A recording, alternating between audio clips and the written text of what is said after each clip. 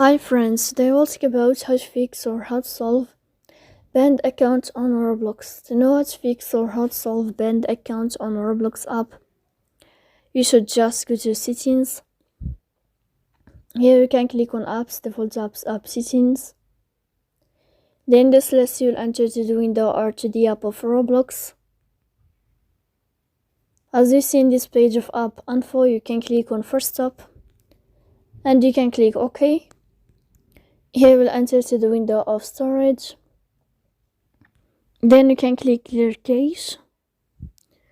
Don't click clear data because that can cause you errors in your app.